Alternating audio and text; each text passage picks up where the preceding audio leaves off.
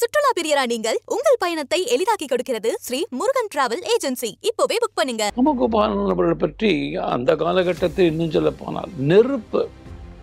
அவருடைய பேச்செல்லாம் அவர் கேட்கும் போதெல்லாம் நமக்கெல்லாம் தகிக்கும். நாடு இப்படி போயிட்டு இருக்கு, இதை சரி பண்ணுறதுக்காக சும்மா 1 மணி நேரம் 2 மணி நேரம் கொடுக்கறதுலாம் எனக்கு வேண்டாம். வேலையெல்லாம் விட்டுவிட்டு நான் எனக்கு கல்யாணம் வேண்டாம், ஒன்றும் வேண்டாம்.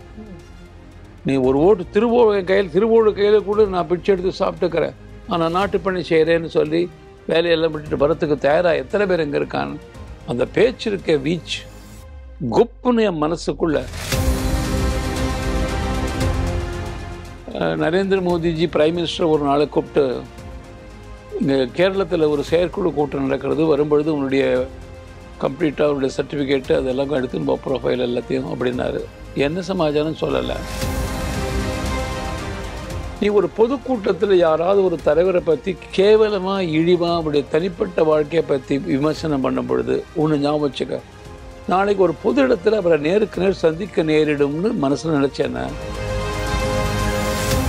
மீறே தமிழ்நாட்டில் நடக்கிற பல விஷயங்கள் எல்லாம் அந்த வாட்ஸ்அப்பில் வர செய்திகள், சில நேரத்தில் தொலைக்காட்சியில் ஏதாவது செய்திகள் வரும்பொழுது இதை வச்சு தான் எனக்கு தமிழ்நாட்டை பற்றி நிலவரம் தெரியுமே ஒழிய பெருசாக தமிழ்நாட்டு அரசியல் நிலவரம் தெரியாது. ஒரு வகையில் தெரியாமல் இருக்கிறது எனக்கு நல்லா தான் இருக்கும். அனைவருக்கும் வணக்கம். கதைப்போமா வித் பர்வீன் சுல்தானா நிகழ்ச்சிக்கு உங்கள் அத்துணை பேரையும் வரவேற்கிறோம். இந்த முறை நாம் சந்திக்க இருக்கக்கூடிய ஆளுமை 77 அகவையை தொட்ட எழுச்சி மிகுந்த மனிதர். தமிழ் மொழியின் மீது தீராத காதல் கொண்டவர். தேசப்பற்றுக்காக தன் வாழ்நாளின் ஒவ்வொரு வினாடியையும் செலவழிப்பவர். இறை நம்பிக்கை கொண்டவர். இவற்று எல்லாவற்றிற்கும் மேலாக தமிழ்நாட்டில் பிறந்து இந்தியாவின் 3 மாநிலங்களில் கவர்னராக, ஆளுநராக அமர்ந்து மக்களை நல்வழிப்படுத்துகின்ற ஒரு பெரும் வாய்ப்பை பெற்றவர். தஞ்சாவூரில் பிறந்தவர். இன்றைக்கு இந்தியாவின் நாகாலாந்து என்கின்ற அந்த பகுதியில் ஆளுநராக வீற்றிருந்து மக்களுக்கு சேவை செய்யக்கூடிய பெருந்தகை திரு இல கணேசன் ஐயா அவர்களை சந்திக்க போகிறோம். ஐயா வணக்கம். வணக்கம் வணக்கம் வணக்கம். தஞ்சாவூர்ல பிறந்தீங்க, இப்போ நாகாலாந்துல ஆளுநராக இருக்கிறீங்க. உங்கள் பயணம் குறித்து. தஞ்சாவூர் என்பது வயல்களும் சார்ந்த பகுதி. நாகாலாந்து என்பது மலைகள் சார்ந்த பகுதி. பொதுவாழ்வில் என்னுடைய வாழ்க்கை தொடங்கிய பொழுது நாகர்கோவில் என் பொது வாழ்க்கை தொடங்கியது. இப்போது நாகாலாந்தில் நடந்து கொண்டிருக்கிறது. என்னுடைய பொது வாழ்க்கையினுடைய முழுமையாக விவரிக்க வேண்டுமானால் அதற்கு பல மணி நேரங்கள் ஆகும். நாகாலாந்து அனுபவம் அதை பற்றி மாத்திரம் சொன்னால் சுருக்கமாக உங்களுக்கு, நாகாலாந்து குறித்து தமிழக மக்களுக்கு முழுமையாக அதிகமாக தெரியவில்லை என்பதை விட தெரிந்து கொள்வதற்கான முயற்சியும் நம்முடைய தமிழ் மக்கள் நாம் செய்யவில்லை. இன்னும் சொல்ல போனால் நானே கூட ஆளுநராக பொறுப்பேற்ற பிறகு, நாகாலாந்துக்கு பொறுப்பேற்ற பிறகுதான் நாகாலாந்து பற்றி முழுமையாக தெரிந்து கொண்டேன். அந்த மக்கள் நல்லவர்கள், மலைவாழ் மக்கள். 90% அங்கு வாழ்ந்து கொண்டிருக்கிற மக்கள் நாகாலாந்து மக்கள், மலைவாழ் மக்கள். இந்த 10% மாத்திரம் வெளியிருந்து அங்கு வந்து குடியேறி தமிழ்நாட்டின் பல பகுதியை சார்ந்தவர்கள் பல்வேறு காரணங்களுக்காக, வியாபார நிமித்தமாக, அரசு வேலையாக, படிப்பதற்காக வந்தவர்கள். இவர்களெல்லாம் ஒரு 10% இருப்பார்கள். இந்த 10% மக்களே பல பேர் விசாரிக்கும் பொழுது நான் இங்கு வந்து 100 ஆண்டுகளுக்கு மேலாகிவிட்டது என்று சொல்லியிருக்கிறார்கள். நேபாளத்திலிருந்து வந்தவர்களும் அதிகம் இருக்கிறார்கள். கூர்கா என்கின்ற ஒரு குறிப்பிட்ட பிரிவு, அந்த சேர்ந்தவர்கள் மிகுந்த பக்தியானவர்கள், ஒரு கட்டுப்பாடு மிக்கவர்கள். அவர்களும் மிக அதிகமாக இருக்கு. அவர்களுக்கென்று ஒரு தனியான ஒரு அமைப்பை ஏற்படுத்தியிருக்கு. ஆக இந்த 10% மக்கள் வெளியிருந்து வந்து தங்கி இன்றோ நேற்றோ 100 ஆண்டுக்கு முன்பு வந்து தங்கியிருப்பவர்களை விட்டு பார்த்தால் மற்ற 90% மலைவாழ் மக்கள். இந்த மலைவாழ் மக்கள்ல அநேகமாக ஒரு 10% மாத்திரம் ஏனைய வழிபாட்டு முறையை பின்பற்றுவர்களாக அல்லது தங்களுக்கென்று இருக்கிற ஒரு நாகா வழிபாட்டு முறையை நாங்கள் பின்பற்றுகிறோம் என்று சொல்லக்கூடியவர்களாக இருக்கிறார்கள். மற்றபடி பெருவாரியாக அத்தனை பேருமே அவர்களெல்லாம் கிறிஸ்துவ மதத்தை பின்பற்றுகிறார்கள். உங்களுக்கெல்லாம் ஒரு ஆச்சரியமான செய்தி, நான் இந்த முறை தமிழ்நாட்டுக்கு வந்தபோது சற்று அதிக நாட்கள் தங்கிவிட்டேன். நான் ஆதாரமாக வந்தால் 3 நாள், அதிகபட்சம் 4 நாள். நான் 5வது நாள் காலையில் புறப்பட்டு விடுவேன். இந்த முறை 10 நாட்கள் ஆகிவிட்டன. காரணம் என்னவென்றால், நாகாலாந்து மாத்திரமல்ல, அந்த 7 மாகாணங்களிலுமே கூட டிசம்பர் மாதம் வந்துவிட்டால் தொடர்ந்து 10 நாட்கள் அரசாங்கமே விடுமுறை அறிவிக்கிறது. 10 நாட்கள். என்ன காரணம்? கிறிஸ்துமஸ்க்காக. நம்ம ஒரு நாள் கிறிஸ்துமஸ் கொண்டாடுகிறோம். கிறிஸ்துமஸ் புத்தாண்டு, ஆங்கில புத்தாண்டு, அது அவர்கள் ஒரு வாரம் கொண்டாடுகிறார்கள். அதனால போன வாரம் சனி ஞாயிறு தொடங்கி ஜனவரி 1-2 வரையில் விடுமுறை. அதன் பிறகு தொடர்ந்து நான் இங்கே ஏற்கனவே தீர்மானிக்கப்பட்ட சில நிகழ்ச்சிகள், அதற்காகத்தான் முதல்ல ஒப்புக்கொண்டேன். அதன் பிறகு கொஞ்சம் கொஞ்சமாக அந்த விடுமுறையை பயன்படுத்தி நான் அங்கே இருப்பது, அங்கே இருக்கிற அரசு ஊழியர்களுக்கும் கஷ்டம். ஏன்னா அவங்கெல்லாம் போகணும்னு ஆசைப்படுறான். அவங்க சொந்த ஊருக்கு போகணும், வீட்டுக்கு போகணும், விழா கொண்டாட வேண்டும் என்று. அதனால் அது ஒரு காரணம். அதனால் நாங்கள் சீக்கிரமாகவே அங்கிருந்து கிறிஸ்துமஸுக்கு அதிகமான முக்கியத்துவம், கிறிஸ்துவ வழிபாட்டுக்கு அரசாங்க ரீதியாக கிட்டத்தட்ட அரசு மதம் என்பது போலவே பாரத நாடு முழுவதும் மதசார்பற்ற நாடு என்று அறிவித்திருந்தாலும் கூட நாகாலாந்து பொறுத்தவரையில் அது அதிகாரபூர்வமாக ஒரு கிறிஸ்துவ மதமே அதிகாரபூர்வமான மதமாக அறிவித்தது போல அறிவிக்கப்படாமல் அமல்படுத்தப்படுகிறது. உதாரணமாக, புதிய முதலமைச்சர் பொறுப்பெடுக்கும் பொழுது தேர்தல் காலத்தில் தான் நான் அங்கு மாற்றப்பட்டேன். தேர்தல் முடிந்த பிறகு இந்த முதலமைச்சர் பொறுப்பேற்றால் பதவியேற்க வேண்டாம். இந்த பதவியேற்பு விழாவை நடத்த வேண்டியது நான் தான் நடத்தி வைக்கணும். ஆனால் அந்த வடகிழக்கு எல்லைப்புற மக்கள் மத்தியில் தன்னுடைய நெருக்கத்தையும் அன்பையும் காட்ட வேண்டும் என்பதற்காக நம்முடைய பாரத பிரதமர் நரேந்திர மோடி அவர்கள் பதவியேற்பு விழாவுக்கு வருகிறேன் என்று அறிவித்தார்கள். அவரும் மேடையில் அமர்ந்திருந்தார். கூட நந்தா அவர்கள், அமித்ஷா அவர்கள் எல்லாம் கூட மேடையில் இருந்தார்கள். அந்த பதவியேற்பு விழாவில் துவக்கமே அல்லூலியா பாடு. அதன் பிறகு ஒரு இயேசுநாதருக்கு ஒரு பிரார்த்தனை. இது எனக்கு சற்று வியப்பாக இருந்தது. பிரதமரும் பார்த்து கொண்டிருந்தார். அதன் பிறகு என்னுடைய அனுபவம் என்றால், அநேகமாக எல்லா அரசு விழாக்களிலுமே இந்த கிறிஸ்துவ மத பிரார்த்தனை பாடல்களோ இப்போ அது எனக்கு பழகிவிட்டது என்று வைத்துக் கொள்ளுங்களேன். அந்த அளவுக்கு கிறிஸ்துவ மதம் அங்கே இருக்கிற 80% மக்கள் அவர்கள் பின்பற்றக்கூடிய மதமாக இருக்கிறது.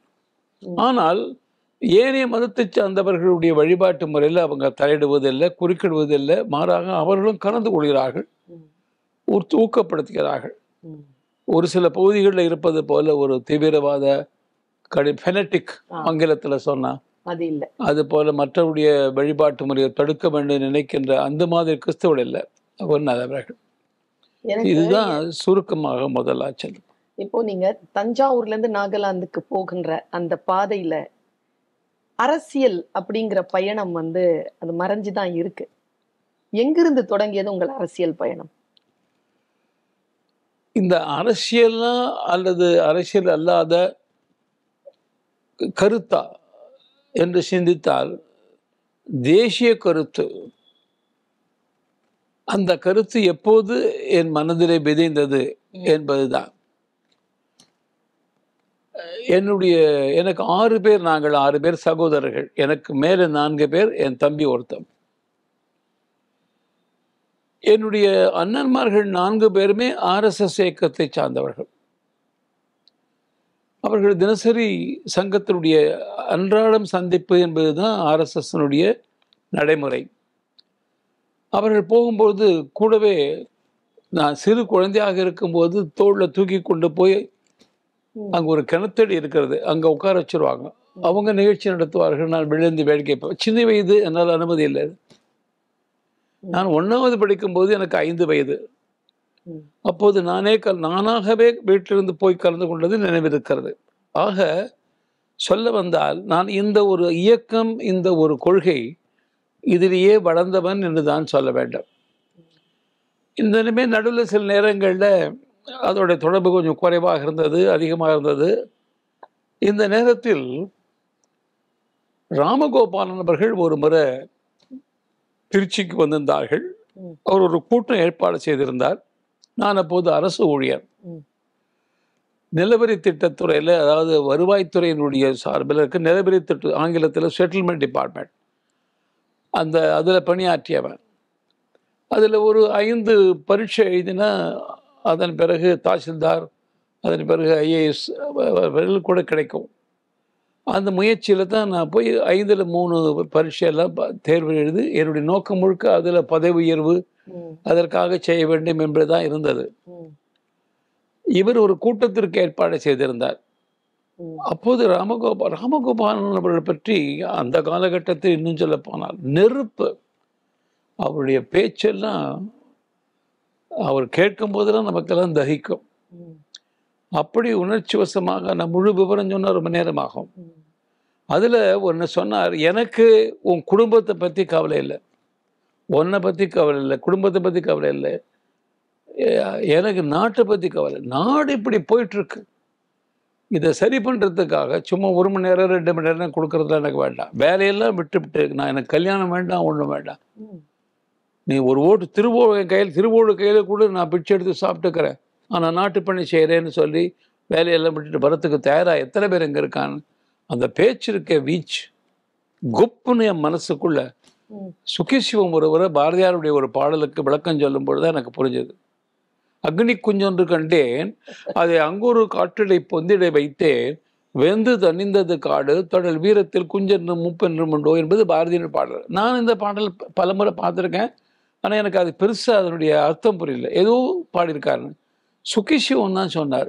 இது சும்மா என்ன பாரதியார் பற்றி எறிஞ்சது ஹான்னு சிரிக்கிறதுக்கு என்ன பைத்தியமா பாரதி? அப்படி இல்லை. இதுக்கு அர்த்தம் என்னென்ன, லட்சியம் என்கின்ற ஒரு எண்ணம் அது நெஞ்சு பொறியில விழுந்தது, கொஞ்சம் கொஞ்சமாக அது பற்றி எறிய துவங்கியது. அதன் பிறகு அந்த லட்சியத்தில் நான் ஒன்றி போனேன், அதில் ஆனந்த கூத்தாடுகிறேன்னு சுகிசிவம் சொன்னார். அது 1 மணி நேரம் பேச்சு, அதோடைய ஒரு 2 வரியில் சொன்னேன். அந்த மாதிரி என் மனசுக்குள்ள ஒரு தீப்பொறி, அதில் அக்னி கொஞ்சம் ஒன்று மனதில் வந்தது. அது கொஞ்சமாக வளர்ந்த பிறகு நான் வருகிறேன்னு கை உயர்த்திட்டேன், ராஜினாமா பண்ணிட்டேன். அப்போ எங்கள் வீட்டில் சில பிரச்சனை கடமைகள், அதை முடித்த உடனே நான் ராஜினாமா செய்து விட்டேன்.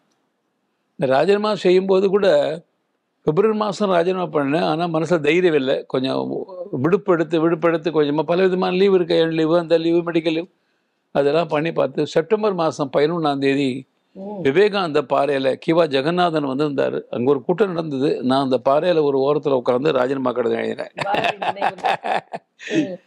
அப்போ செப்டம்பர் 11 தான் ராஜினாமா கடிதம் எழுதி நினைவு இருக்கிறது. அப்படியே வளர்ந்து நாகர்கோவில் நகர்பகுதிக்கு பொறுப்பாக இருந்த 3 மாதம். அதன் பிறகு மே மாதத்துக்கு பிறகு திருநெல்வேலி ஜில்லான்னு சொல்கிறது இப்போ 3 ஜில்லாவாக இருக்கு. தூத்துக்குடி, தென்காசி, திருநெல்வேலி 3 ஜில்லாவாக இருக்கும். அந்த 3 ஜில்லாவும் சேர்ந்த பகுதிக்கு பொறுப்பாக 2 ஆண்டுகள். அது பிறகு மதுரைங்கிறது இப்போ 4 ஜில்லாவாக இருக்குது, அந்த ஜில்லாவுக்கு சேர்ந்து பொறுப்பாக இருந்தது. அதன் பிறகு மதுரையிலிருந்து கன்னியாகுமரி வரை இருக்கிற தென்பகுதி முழுமைக்கும் பொறுப்பாக.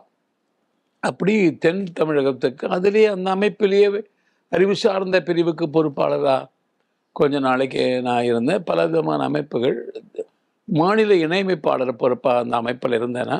அப்போ ஒரு நாள் என்னை கூப்பிட்டு, நீ ஏன் அரசியல் களத்தில் போய் வேலை செய்யக்கூடாதுன்னு சொன்னாங்க. அது நான் எடுத்த முடியவில்லை, அரசியல் களத்துக்கு போகணும்னு சொன்னாங்க. அதன் பிறகு பாரதிய ஜனதா கட்சியில் மாநில பொதுச் செயலாளர், அமைப்பு பொறுப்பு, அதே நேரத்தில் தேசிய செயற்குழு உறுப்பினராகவும் அன்னிலேருந்து தொடர்ந்து செய்து கொண்டிருக்கிறேன். இதுதான் நான் அரசியலுக்கு வந்ததை ஒழி. நான் தேசியவாதி, ஆனால் அரசியல் களத்தில் பணிபுரிபவன் என்று தான் என்னை அறிமுகம் செய்து கொள்வேன். இப்போ அந்த அரசியல் பணியிலையும் நான் பணி செய்வதை ராஜினாமா செய்துவிட்டு இப்போ அரசியல் கலப்பில்லாத ஆளுநர் பொறுப்பு எனக்கு தந்திருக்கிறார். இதுதான் என்னுடைய வரலாற்றுடைய சுருக்கம். எந்த வயது இருக்கும் ஏன் உங்களுக்கு? நீங்க ரிசைன் பண்ணிட்டு நீங்க இந்த இயக்கத்துல சேரும்போது உங்களுக்கு என்ன வயது இருக்கும்? 25 வயது. இப்போ நான் வந்து பொறுப்பை முழு நேரமாக நான் வந்து பொது வாழ்க்கையில் என்னுடைய ஆண்டுன்னு கணக்கு பண்ணால் 52 ஆண்டுகள் முடிகின்றன, 53 ஆண்டுகள் முடிகின்றன. சிறிய வயதிலேயே தகப்பனார் வந்து இறந்துடுறார். உங்க குடும்ப சூழல் பற்றி சொல்லுங்க. அது உண்மையிலேயே நாம் என்னுடைய தாயாரைத்தான் பாராட்டணும். என் தகப்பனார் ரொம்ப பிரபலமான வியாபாரி, ஆனால் வியாபார நோக்கமில்லாத வியாபாரி.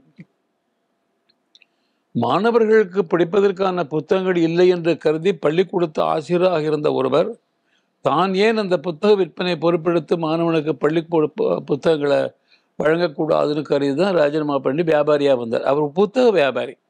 புத்தக வியாபாரி என்பதும் கூட மாணவர்களுக்கான கல்விக்கான புத்தகங்கள். அப்போ தஞ்சாவூரில் நம்முடைய பிரபலமான ஜெமினியினுடைய SS வாசன் இருக்காங்க. அவங்களாம் தஞ்சையில் இருந்தவங்க தான். அவங்களாம் கோபாலசுவாமி ஐயர், ஆனந்தராஜன். அப்போ அவங்க வந்து ஆனந்தவுடன் பத்திரிக்கை முதல்ல SS வாசன் சென்னைக்கு வந்த பேர் ஆரம்பிக்கார். முதல் பிரதி எங்கள் வீட்டில் இருந்து நான் பார்த்த கால்னா அதோடைய ஆனந்தவுடன் பிரதி. அந்த நேரத்தில் வாசன் வந்து தஞ்சாவூருக்கு நீ ஏஜென்ட்டாக இருக்கக்கூடாதுன்னு சொன்னோன்னே ஆனந்தவுடன் ஏஜென்ட், இவருக்கு அடையாளம் ஆனந்தவுடன் ஏஜென்ட்டுன்னு.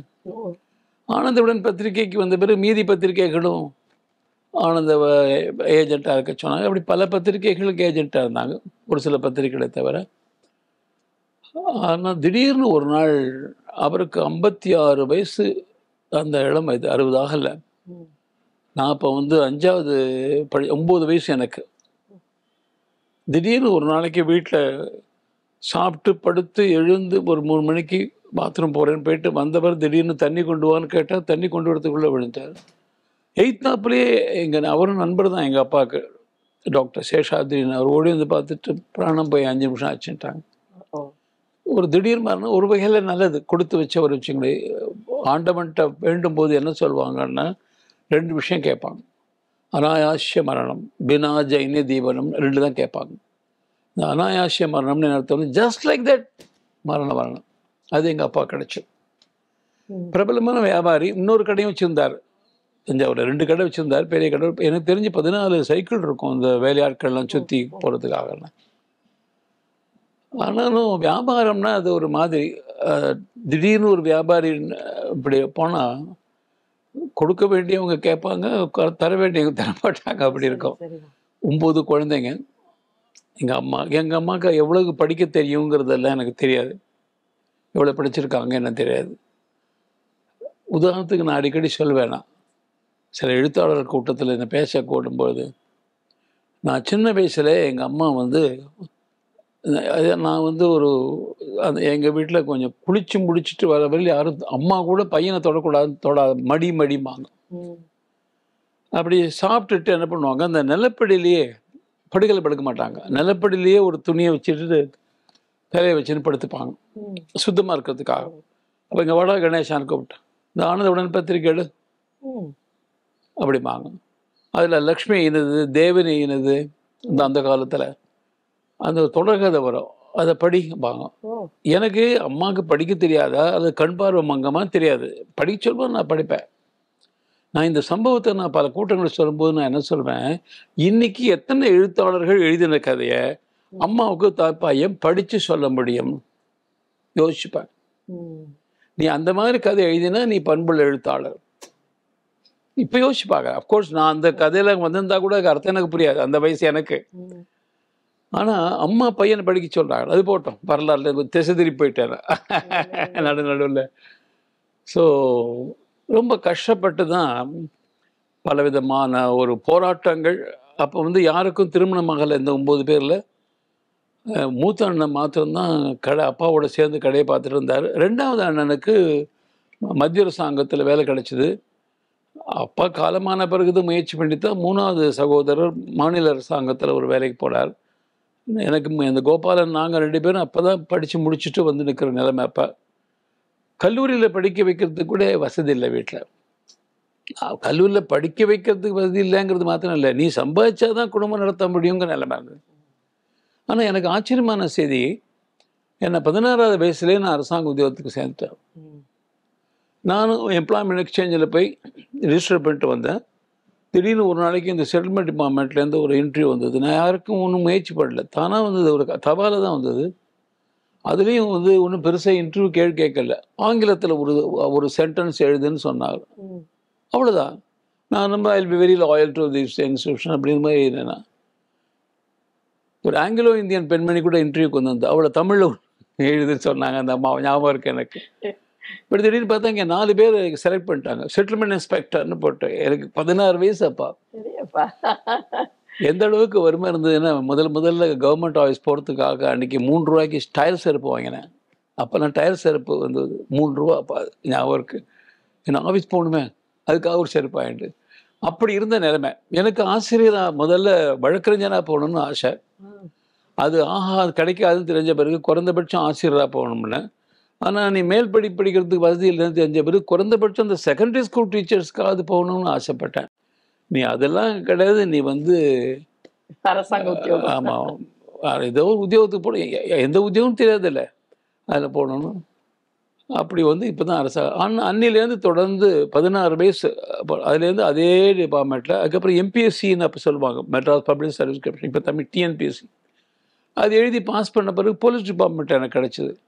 பல பேர் சொன்னாங்க, இல்லை நீ எழுதினேன்னு உன் டிபார்ட்மெண்ட்லேயே போட்டு கொடுப்பாங்கன்னு, சீனியாரிட்டி கிடைக்கும், கண்டினியூ ஆகும்.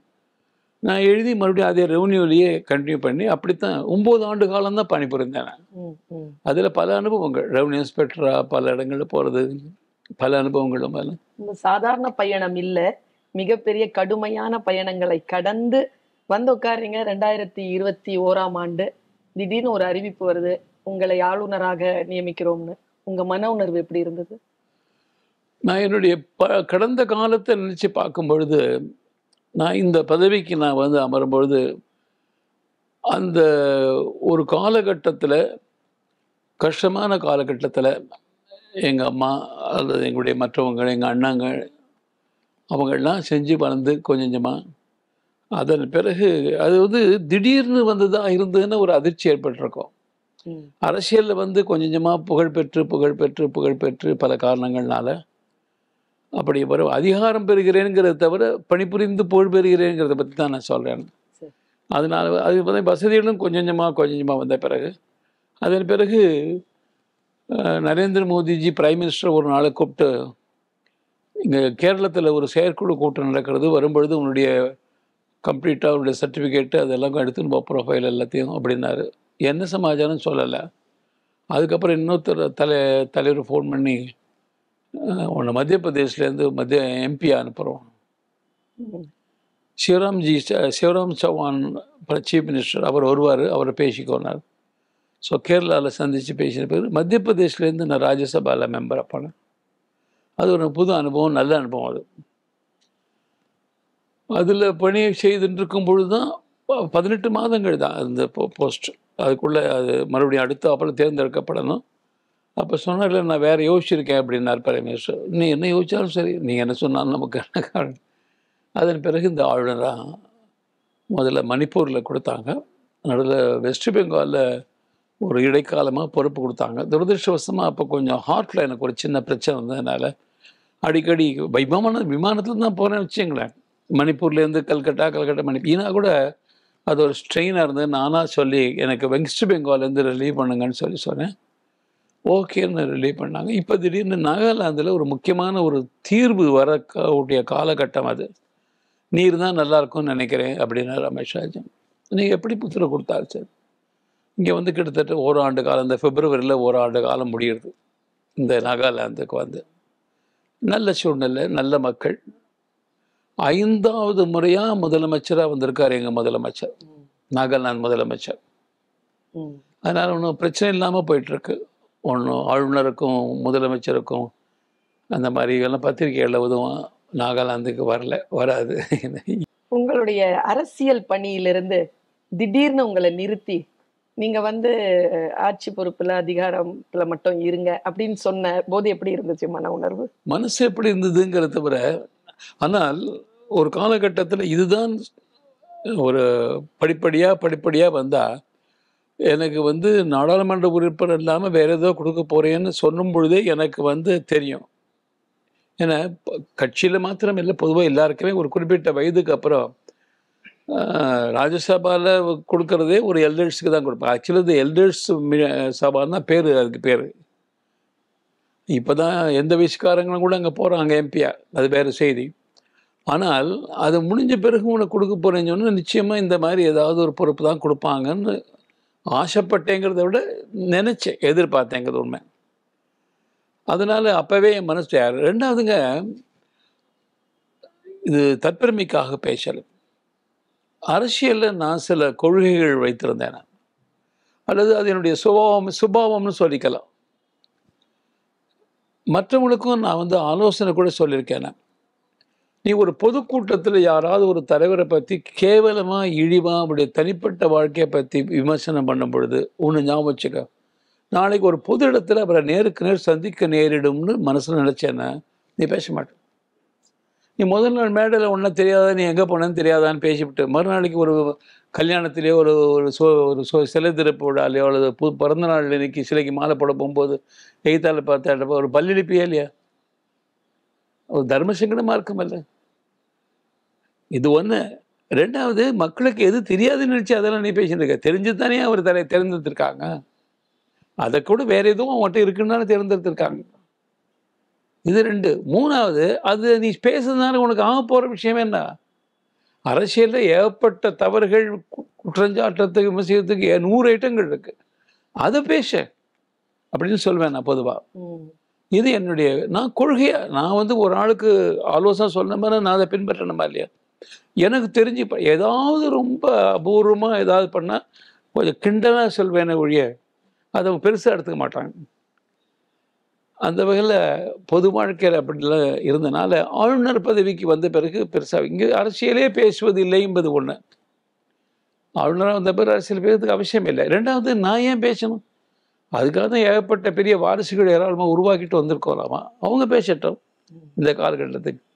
இன்னைக்கு தேதியில் நான் தமிழ்நாட்டு அரசியலை பற்றி நீ கேள்வி கேட்டால் எனக்கு பதில் சொல்ல தெரியாது. காரணம், இங்கே இருக்கிற பத்திரிகைகள் அங்கே வரதில்லை. அங்கே வர பத்திரிகையில் நாகாலாந்து செய்திகள் வருது. இந்த ஹிந்து, டைம்ஸ் ஆஃப் இந்தியா, இந்த பத்திரிகை மாத்திரம் நான் நேத்திக்கு பத்திரிகை இன்றைக்கி வரும், தாமதமாக வரும். நான் சும்மா அதை என்ன செய்திகள் மேம்போக்காக சில பார்த்துட்டு அதுலேயும் வெஸ்ட் பெங்கால் அந்த பகுதி செய்திகள் தான் அதுலேயும் வருமே பிரதானமாக.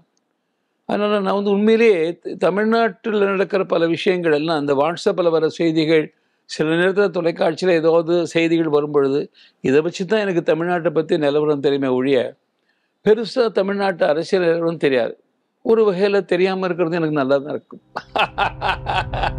ஒருவன் ஒரு குறிப்பிட்ட உணவு உண்கின்றான் என்கின்ற காரணத்திற்காக மாத்திரம் அவனை ஒரு சற்று தாழ்ந்தவனாகவோ அந்த மாதிரி ஏற்றத்தாழ்வு கூடாது என்பது என்னுடைய கருத்து.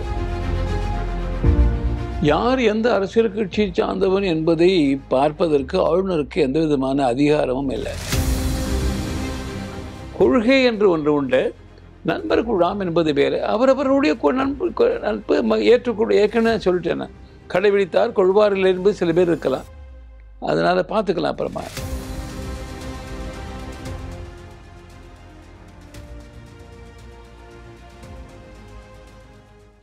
சுற்றுலா பிரியரா நீங்கள் உங்கள் பயணத்தை எளிதாக்க ஒரு சீக்ரெட். ஸ்ரீ முருகன் டிராவல் ஏஜென்சில உள்நாடு வெளிநாடுன்னு நினைச்ச இடத்துக்கு பிடிச்சவங்களோட போக இப்போவே புக் பண்ணுங்க. Shri Murugan travel agency.